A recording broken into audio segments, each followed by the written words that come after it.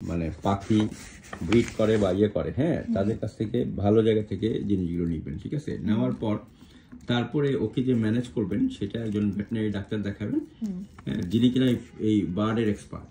তারপরে ওনার ইয়ে অনুযায়ী নিউট্রিশন, হাউজিং, মেডিকেশন, ঠিক আছে? মেডিকেশন না লাগবে কেন দিবেন? আমরা তো মনির মতো ওষুধ খাই না, তাহলে পাখি কেন ওষুধ খাবে? পাখি কেন? পাখিকে ঘরে আনার সাথে সাথে আপনার ভিটামিনের মানে শিডিউল দিতে হবে, ইয়ে দিতে হবে।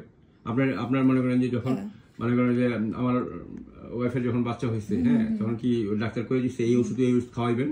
নতুন বাচ্চারা কেউ করে দিচ্ছে যে শিডিউল করে দিলাম, ভাই আজকে থেকে এই যে গ্লুকোলাইট, মনোক্লোলাইট থেকে শুরু ভিটামিন সি, অ্যান্টিবায়োটিক, এটাকে পুরো এক মাস একটা কোর্স করাবেন করে, তাহলে পাখির জন্য কেন করে? এটা কমার্শিয়াল ইস্যু।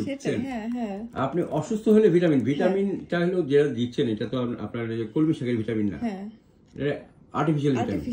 আর্টিফিশিয়াল ভিটামিনটা যে দিবেন প্রয়োজন হলে না দিবেন, না প্রয়োজন হলে কেন? অসুস্থ না হলে কেন ভিটামিন দিবেন? অসুস্থ না হলে ও শুনতেছে কান পাইতে হবে, কাকু আমি ভেটেরিনারি ডাক্তার হবো কাকু, তো মজা করে শুনতেছে, এই তাড়াতাড়ি টাইম হবে।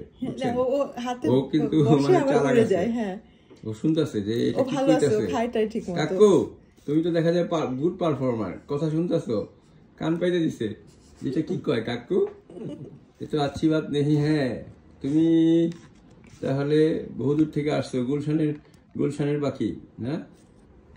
কি ছেলে? ও হচ্ছে মেয়ে। আচ্ছা, তাহলে প্রিন্সেস অফ গুলশান কাকু, তাহলে তুমি ভালো হয়ে যাবা।